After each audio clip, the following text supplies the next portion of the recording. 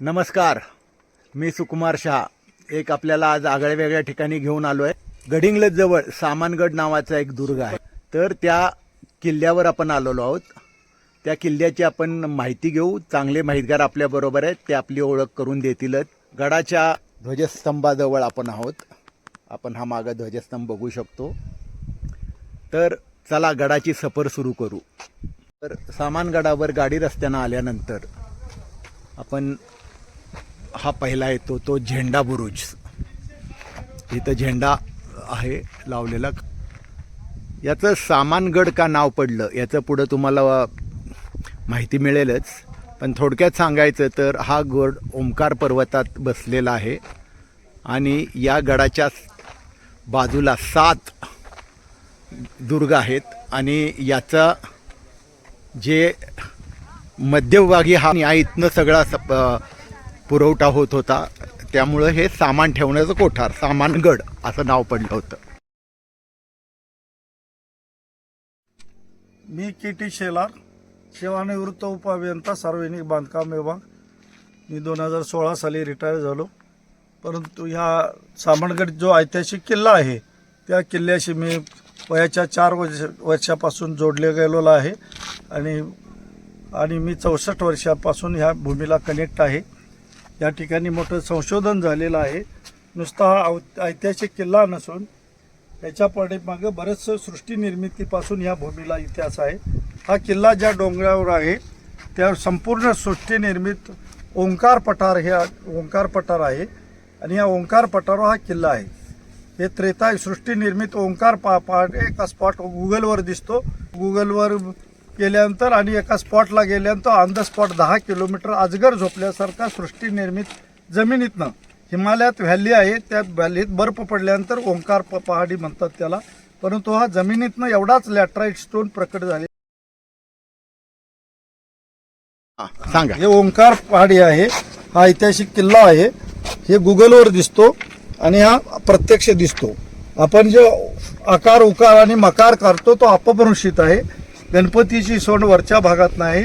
हे ओरिजिनल ओंकार आहे आणि आपल्याला डुप्लिकेट बघून आपल्याला तेच रिअल वाटतं, परंतु हे आहे. आपलं नाक हे मकाराचं द्योतक आहे. तर हा सृष्टी निर्मित ओंकार आहे. प्राचीन ऋषीमुनींनी संपूर्ण हा डोंगर डिमार्केट केलेला आहे. दगड लावला तर पडणार मोकळीसारखे खोल. पुन्हा 27 गुफा सापडले त्या ओंकाराच्या पडेकडे. काही खुर्च्या आहेत आतल्या आत ह्या आणि त्या ऋषीमुनींचे आश्रम सगळे त्यांचे झोपड्या सगळं या ठिकाणी आयडेंटिफाय झालेला आहे. या ठिकाणी वनवासकालीन रामाचा प्रभू रामचंद्राचा वाडा मिळालेला आहे. ह्या मकार शक्तीत आकार उकार आणि मकार शक्तीत हे सूर्यास्ताचं दर्शन करायचं. 10,000 वर्षापूर्वी या पॉईंटवर ओंकार कोरलेला आहे. हा जसा आपण आर्किटेक्ट प्लॅन काढतो घराचा तसं संपूर्ण डोंगराचा आराखडा या ओंकार या पॉईंटवर लावलेला. एकामेकावर 3 भव्य दगड आहेत.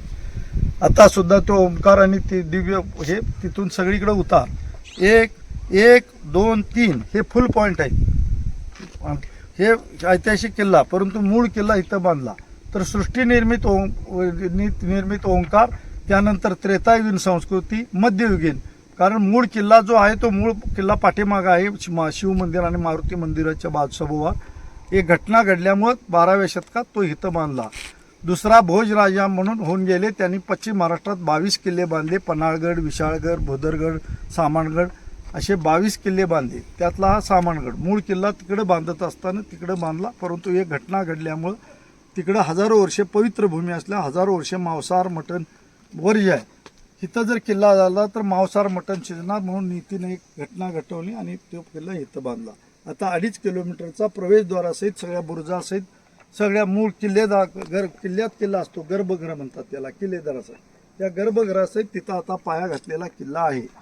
परंतु आणि तर त्याचे दोन्ही पुरावे त्यावेळेला लावून ठेवलेले आहेत. त्या एव्हिडन्स सहित हे सगळं मिळालेलं आहे.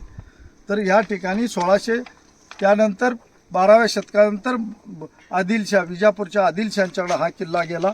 नंतर 1667ला शिवाजी महाराजांच्या गडकर यांनी हा किल्ला आदिलशाहकडनं जिंकून घेतला. वेढात दौडले वीर मराठे 7 इथून जे प्रतापराव गुजर नेसरीजवळ कांडरेवाडीला जे बैलोत्कानावर युद्ध झालं, सरसेनापती प्रतापराव गुजर ते आदल्या दिवशी मुक्कामाला इथं होते. इथून ते वेरात दौडले वीर मराठे साथ असे ते निघून गेले. त्यानंतर 1676 साली जिंजीपर्यंत शिवाजी महाराज गेले. 74ला राज्याभिषेक झाला. जिंजीपर्यंत गेले. ते व्यंकोजी भोसले त्यांचे सावत्र भाऊ होते, त्यांच्या प्रॉपर्टीचं वगैरे हे होतं, ते गेले. परतीच्या प्रवासात इथं एक दिवस मुक्काम करायची डागडुजी चालू होती म्हणून थांबले. परंतु एक घटना घडली. शिवाजी महाराजांच्या मनात विकल्प आला, हे काम करले माझ्यामुळं हे चरित्र निर्माण झाला. तर रामदास स्वामी प्रकट होऊन या ठिकाणी दगड फोडून बिडकी काढली आणि त्याला कोण जगवतो तर सांग. धन्य आहे शिवाजी या लोकांना तर जगवता, हे बिडकीची सुद्धा सोय ठेवली. त्यामुळे तो विकल्प गेला. आणि शिवाजी महाराजांना रामदास स्वामींच्या बरोबर बराच वेळ सत्संग करायची इच्छा होती. बराच वेळ ती इच्छा अपुरी राहिली होती. शिवाजी महाराजांचा राज्याभिषेक निवांत होते. शिवाजी महाराजांनी विनंती केली, आता आलाय ते आलाय, मला तुमच्याशी काही दिवस सहवास करायचा आहे, तुमच्या सहवासात राहायचं आहे. मग रामदास स्वामी जिथं मुक्काम करतील ते मारुती मंदिरात. मग शोधाशोध चालू झाली. ते मारुती मंदिर भग्न होतं. मग ती अवस्था बघितल्या शिवाजी महाराजांना रामदास स्वामींनी म्हटलं, हे जीर्णोद्धारपणे आम्ही अनुष्ठान करतो. आणि 8 दिवसानंतर त्यांच्या पोटात पोटशूळ उठला आणि त्यांनी वाघिणीचं दूध मागितलं. ती शिवाजी महाराजांनी वाघिणीचं दूध काढलेली प्रत्यक्ष गुहा तिथं आहे. जिथं दूध काढलं तिथं देव लावलेला आहे. 350 वर्षे ती गुहा आज तागायत पूजली जाते. तिथं रामोशी समाजाने तिथं वाघीण राहते म्हणून सांगितलेलं होतं रेप. आणि गडकरी यांचा तिथं पोळीचा नैवेद्य ठेवतात, तो रामोशी समाज. आज आपण तिथं वेळ मिळाला तर शिवाजी महाराजांना सलामी द्यायला जरूर त्या ठिकाणी जाऊ. शिवाजी महाराज आणि रामदास स्वामींचं 21 दिवस वास्तव्य झालेलं आहे. मग 1702 साली शिवाजी महाराज, 1680 साली शिवाजी महाराज गेले. परंतु 1702 साली हा पुन्हा मोगलांच्या ताब्यात घेतला. मोगलांनी त्या टेकडीवरनं तोफा डागल्या सोंडी बुरुजाला, म्हणून मोगल टेकडी नाव पडले. त्यांचा वेढा पडला, त्यांच्याकडे खायला काय राहिलं नाही म्हणून चिंचा खाऊन ते काही वेळा म्हणून ह्या गावाला खाली पायथ्याला जे गाव चिंचेवाडी नाव. या किल्ल्याला सामानगड नाव का पडलं. याच्या भोवत्यानं 7 किल्ले आहेत. चंदगड तालुक्यात इथं समोर हरिकल डॅमच्या मध्ये मच्छिंद्रगड, संकेश्वरजवळ हरगापूरगड किंवा वल्लभगड म्हणतात. गारगोटी तालुक्यात भोदरगड आणि रांगणा किल्ला.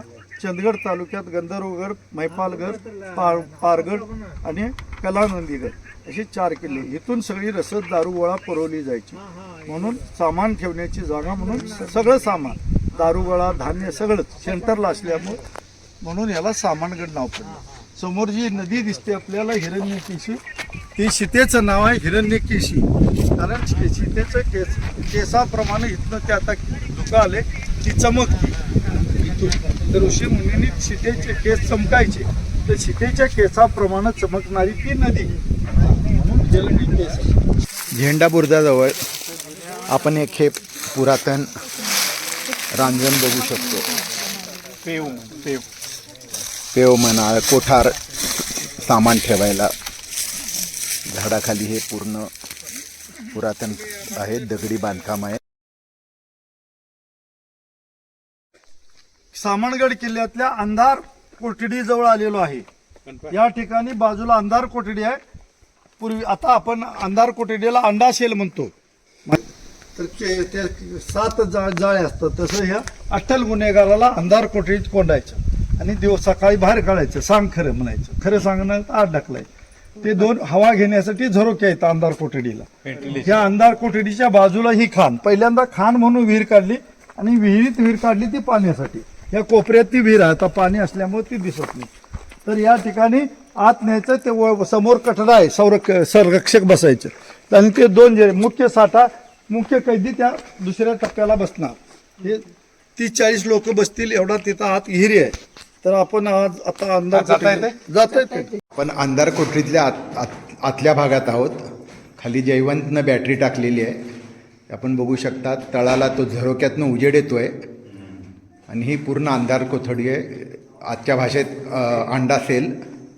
आणि आता खाली पाणी असल्यामुळे आम्ही जाऊ शकत नाही. आणि या कोठडीच्या पलीकडं विहीर आहे आणि हे पूर्ण दगडी बांधकाम आपण बघू शकतो. दगडात कोरलेलं आहे अगदी. आणि ह्या पायऱ्या उतरून आपण खाली आलेलो आहेत. ही सामानगडावरील अंधार कोठडी. या अंधार कोठडीमध्ये आपण हे छतावर बघू शकता, हे मोठे कोळी किंवा स्पायडर्स आहेत आणि असंख्य स्पायडर तिथं वर तुम्हाला दिसू शकतील. तसा हा जरा भयावह प्रकार म्हणता येईल. आणि हा पूर्ण अंधार कोठडीचा खालचा भाग.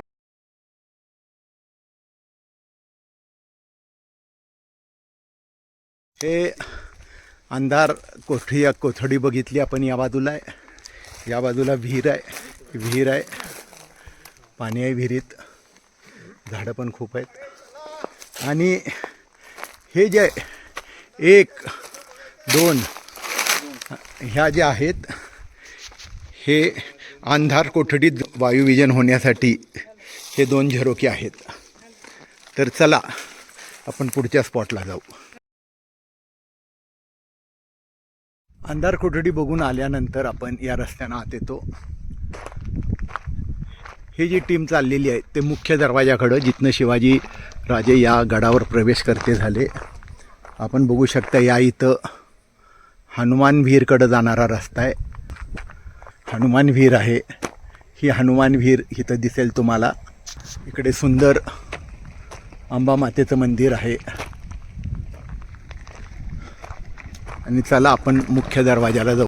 अलीकडंच उत्खननात सापडलेला हा महादरवाजा.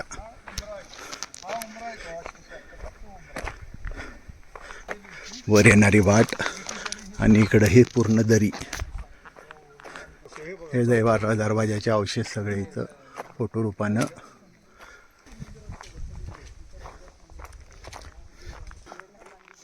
हा महादरवाजा आणि ह्या दरवाजाचा उंबरा आपण बघू शकतो. बाकी सर्व बांधकाम पडलेलं आहे. या दरवाजातूनच शिवाजी महाराज या किल्ल्यावर प्रवेश करते झाले असं म्हणतात. हा दरवाजा बघितला आपण इथं. त्याच्या शेजारी अशी तटबंदी आहे आणि पुराणा बुरुज हे खालचं गाव. असा हे दुर्लक्षित आगळा वेगळा एक किल्ला गडिंग्लजपासून फारच जवळ आहे. हे हनुमान विहीर पिण्याच्या पाण्यासाठी याचा वापर करत होते. आणि या इकडं सोंडी बुरुज आणि साखर विहीर. ही प्रचंड विहीर आहे. हनुमान विहिरीचं वैशिष्ट्य म्हणजे याच्यात 7 कमानी आहेत. 7 कमान विहीर किंवा हनुमान विहीर. हे पूर्ण विहिरीचा परिसर आहे. पूर्ण विहिरीचा परिसर आहे. मीच लीड घेऊन हे सगळं पूर्ण तयार करू. हे पायऱ्या उतरून आपण खाली आलो.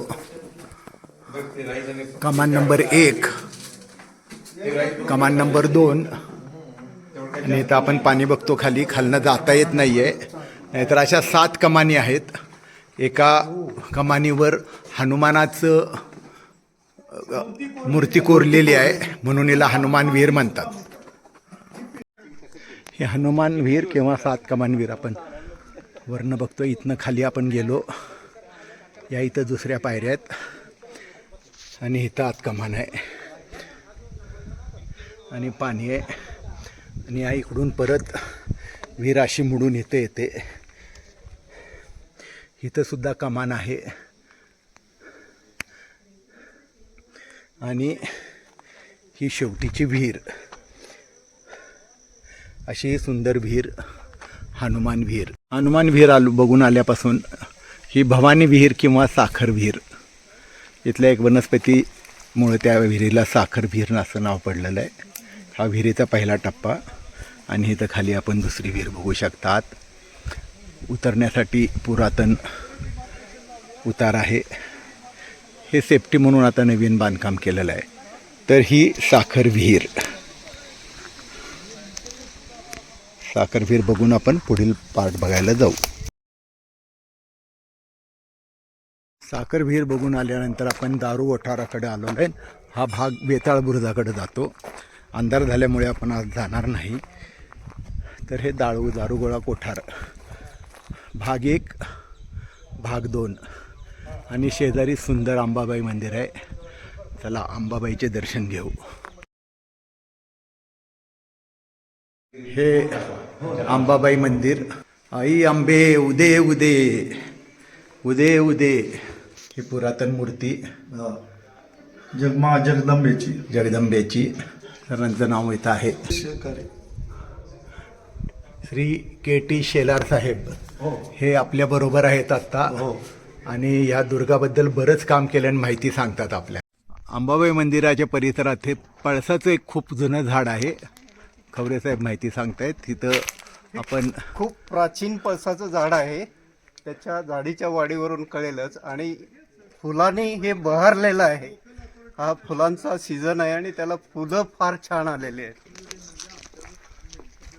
ही पळसाची 3 पानं आणि पळसाची फुलं आपण बघू शकू.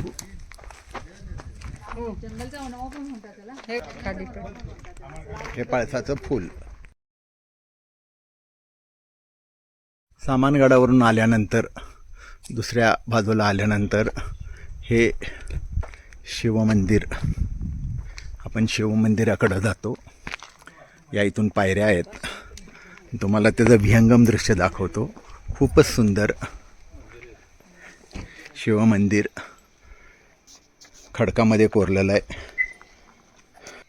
64 शिवलिंग. आणि हा भाग आपण खाली जाऊ आता. हा सुंदर शिवमंदिराचा एंट्रन्स आपण बघू शकता. दगडात कोरलेला आहे. आणि एक उत्कृष्ट मंदिर पाहण्यासाठी आपण सामानगडावरील जात आहोत. यालाच प्रभू रामचंद्रांचा वाडा किंवा राम दरबार असं म्हणतात.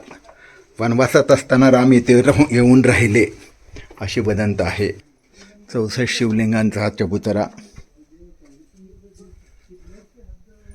या इथे ऋषीमुनींची निवासस्थान आहेत. गुफा आपण बघू शकता. ज्ञानेश्वर माऊली.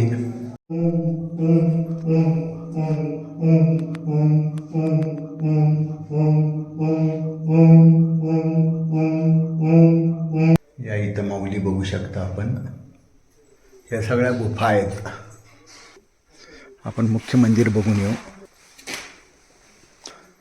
इथं देवीची सुबक सुंदर मूर्ती आहे. नंदीसमोर या इथे चरण पादुका आहेत. शिवलिंग, शिवमुखवटा हे पूर्ण जमिनीखाली आहे. आपण बघू शकता कोणाडे यात गुफा. गाभाऱ्यातल्या या कोणाड्यात ही नागबेळ आहेत. या इकडून वर जायला रस्ता आहे. ही नागबेळातनं कधीही नाग येतात. तिथं पिंडी शेजारी उभे राहतात आणि परत जातात अशी आख्यायिका आहे.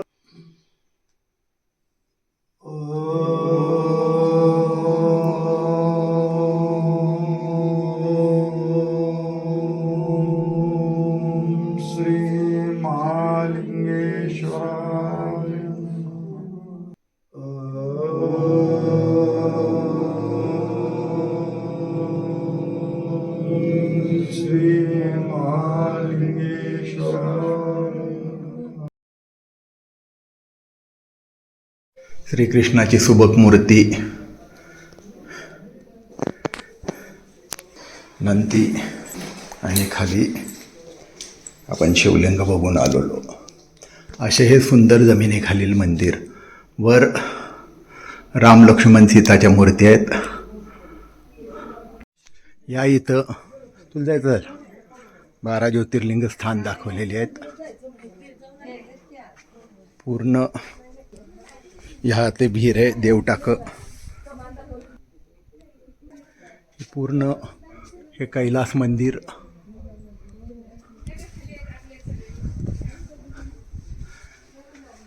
प्रत्येक ठिकाणी कोनाडे आहेत. कोनाड्यात मंदिरात देव वेगवेगळे देव अलीकडे स्थापन केलेले आहेत.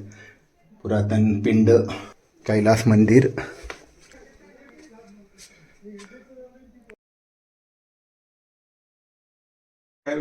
या प्रेमायसेस मध्ये टोटल 5 समाधी आहेत. त्यातले एक समाधी वर्ण हे पवित्र स्थान आहे. रामाचं स्थान आहे. जाणून आयुष्य इथं खर्च करून उर्वरित इथंच समाधी. ही जी समाधी आहे इथून वरती एक झाले असेच ते खाली आली आणि बाकी 4 समाधी इंटॅक्ट आहेत, ते आपण बाहेर बघू.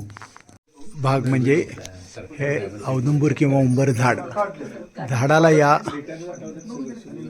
फळे जी येतात ती खोडाला येतात. या इथं या झाडाला तुम्हाला मुळालाही फळं आलेली दिसतील. इथं हे मुळं आहेत झाडाची, जी भिंतीतनं आलेली आहेत आणि त्या मुळालाही फळं आलेली आहेत. पूर्ण समतल जमीन आणि या जमिनीचा हा पूर्ण समतल भाग पार्किंग केलेला आहे.